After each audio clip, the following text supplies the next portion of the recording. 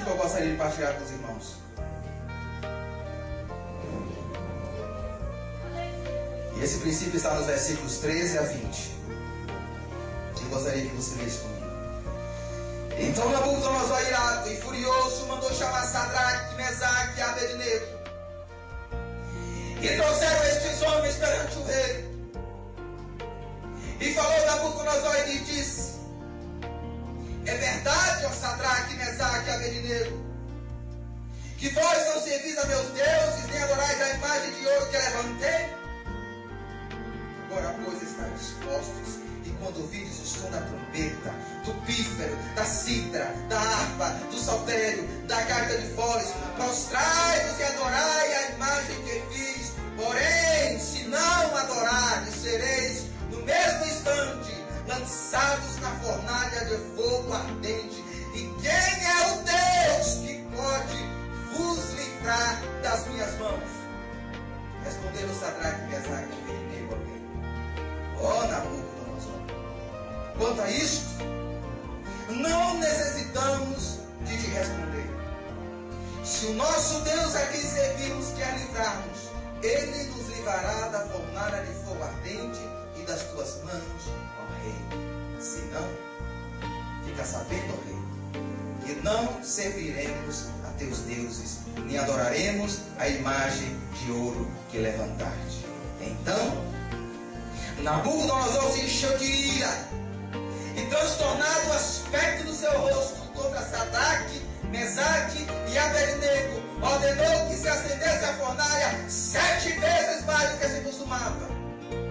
Ordenou aos homens mais poderosos que estavam no seu exército que atassem a Sadraque, Mesaque e Abednego e os lançassem na fornalha de fogo ardente. Sabe o que eu entendo com isso, irmãos?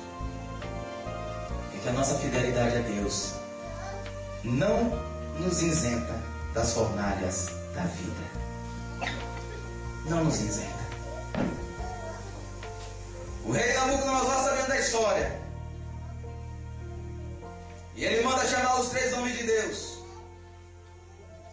E ele chega para ele e fala: vamos fazer um acordo aqui. Eu estou sabendo aí que vocês não estão me obedecendo, mas vamos apagar o passado. Vamos colocar uma pedra no passado. De agora em diante, quando vocês ouvirem a minha banda tocar, vocês se prostrem e adorem essa estátua que levantei. O rei tentou intimidar os 3 homens de Deus. Mas eu fico impressionado, irmãos. Eu fico emocionado quando eu leio a resposta desses homens. E elas estão nos versículos 17 e no versículo 18. Se o nosso Deus a quem servimos quer livrar-nos, Ele nos livrará da fornalha de fogo ardente e das tuas mãos, ó rei. Se não, fica sabendo, ó rei, que não serviremos a teus deuses, nem adoraremos a imagem de ouro. Eu acho magnífica essa resposta. Sabe por quê, irmãos? Porque esses homens não são donos da agenda de Deus. Eles não mandam em Deus. Eles não decretam nada para Deus. Eles não viram para Deus: Deus, eu não aceito isso, não. Deus, essa situação eu renego. Eu não quero viver assim. Eles não decretam o que Deus vai fazer. Deixa eu te contar um segredinho aqui. Só pra gente aqui. Não espalha muito não.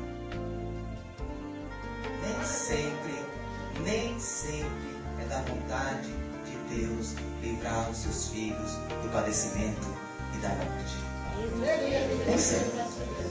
Às vezes, a nossa fidelidade a Deus nos levará para as fornalhas da vida, para as covas dos leões, para as prisões, a sermos rejeitados pelo grupo, a sermos despedidos do emprego, a sermos ignorados pelos colegas.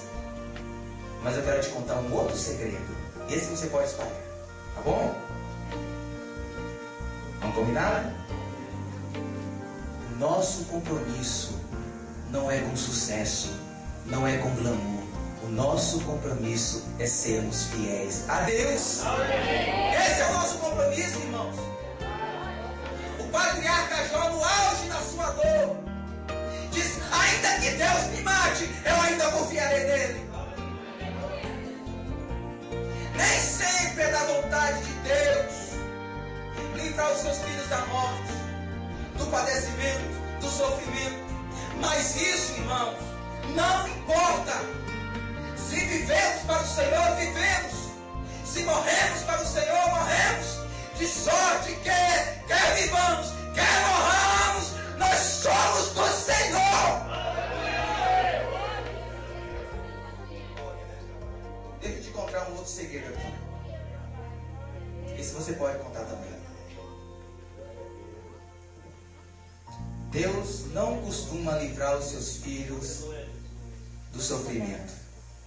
Ele costuma livrar os seus filhos no sofrimento. Ele não impediu a construção da imagem. Ele não impediu que Nabucodonosor acendesse a fogueira. Ele não impediu a divulgação do decreto. Ele não impediu que os seus servos fossem acusados, apanhados e lançados dentro da fornalha. Mas ele os livrou de dentro da fornalha.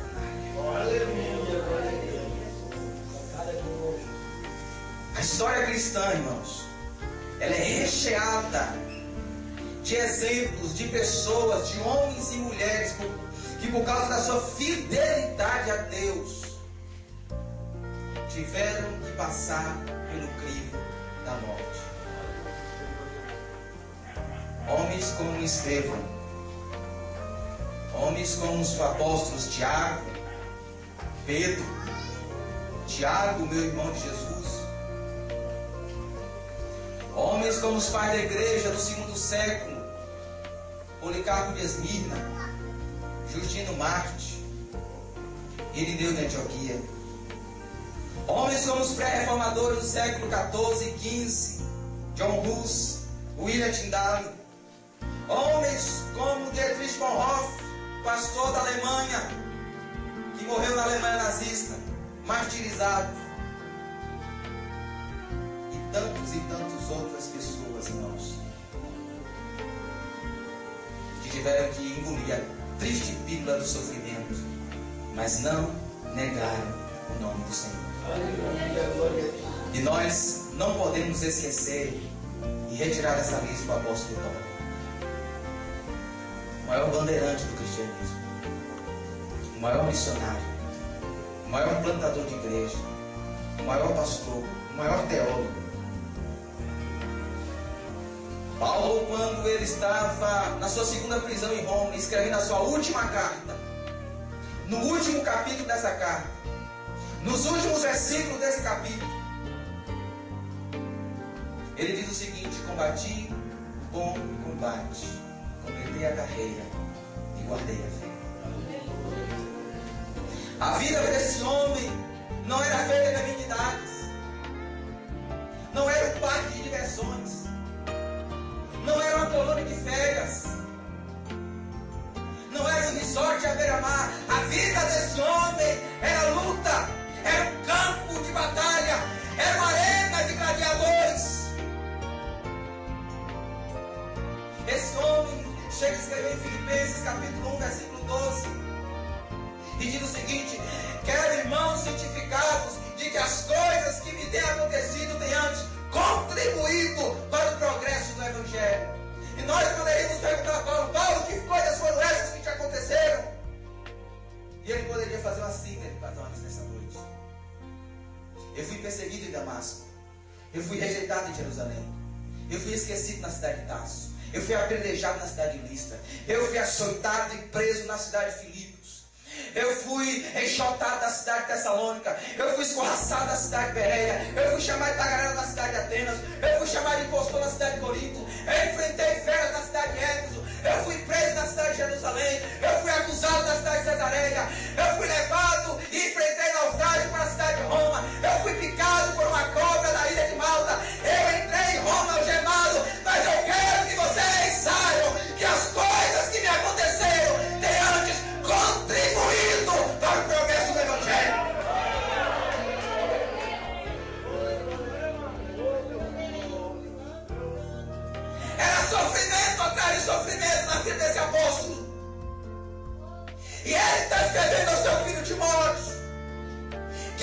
até o bom combate, que ele completou a carreira, ele não parou no meio do caminho. E acima de tudo, ele guardou a fé. Ele não transigiu com os absolutos de Deus. Ele não se vendeu. Ele não mercadejou a sua comunhão com Deus. Ele guardou a fé. Eu fico imaginando, irmãos, que Paulo está aqui agora em 2 Timóteo escrevendo de uma masmorra. A masmorra da cidade de Roma. E eu fico imaginando aquela cena. Quando o carcereiro, homem rude, truculento, talvez insensível, recebe em suas mãos um pedaço de couro contendo o nome de um prisioneiro que deveria ser decapitado naquele dia. Ele pega um pesado couro de chaves com uma mão e com a outra segura uma tocha de fogo. E troca passos pesados e longos no escuro e frio corredor da masmorra de Roma. Ele abre uma porta pesada de ferro e entra com a tocha de fogo na mão e grita: prisioneiro Paulo! Prisioneiro Paulo! Prisioneiro Paulo!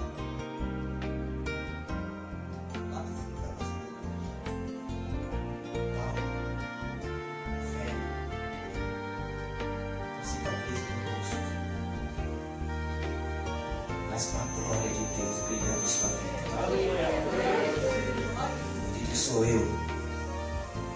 Paulo é acorrentado, levado a atravessar o longo corredor, masmorra de Roma até o patíbulo. E antes de ser decapitado, o algoz lhe pergunta se ele quereria deixar suas últimas palavras naquele momento. Talvez pensasse que o apóstolo iria expressar toda a sua amargura, toda a sua indignação diante daquela situação, daquela injustiça. E Paulo vira para ele: eu quero falar. E ele levanta os seus olhos aos céus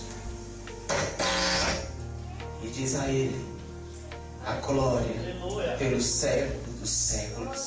Amém.